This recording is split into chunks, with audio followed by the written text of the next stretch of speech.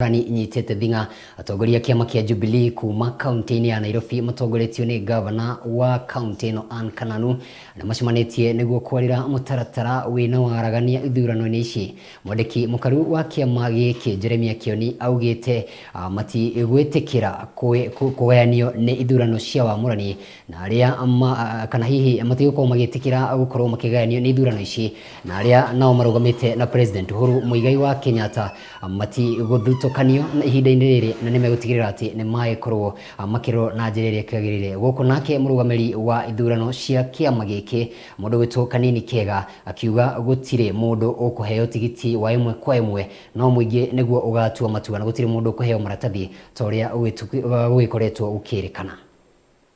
Led by our Jubilee County Governor, Her Excellency Governor Kananu, and we have had discussions on various issues, but crucially is that again we are heading for nominations. We know that we have good presence in Nairobi in form of Jubilee Party. They have continued to work for the benefit of Jubilee Party. These are the people who stood with the president when things were thick, if I can use such a term. They have supported the party then, and they are supporting the party even as we go through the campaigning period. I know we all are unanimous on the fact that our presidential candidate come the 9th of August is Laira Amoro Odinga. There is no single person who has been issued with a certificate. None.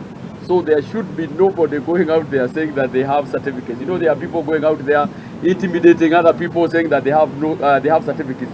Nobody has been issued a certificate. We will be regimental in how we will do our thing. Secondly, the meeting today was not just for the sitting members of the county assembly. We also had aspirants also, and we have assured them that we will have a free, fair and transparent process of identifying our candidates, and we will make sure that the most popular candidate, the most popular person on the ground is the one who is going to get our certificate. There's no question about it. The certificate will not come from the headquarters here. The certificate will come from the ground. So we are beseeching our members, our aspirants, kindly hit the ground. We will get the information from the ground, not from the headquarters. The MCs of Nairobi, especially for the leadership you have shown since I came into office.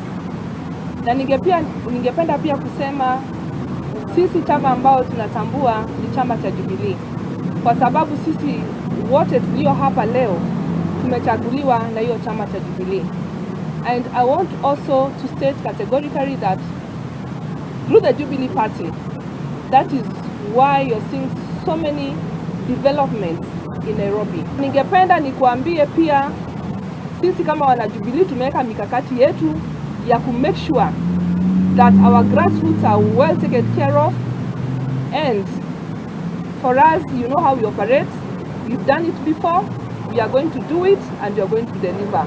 2022, come 9th of August, Jubilee will be also the majority leader of Nairobi County Assembly.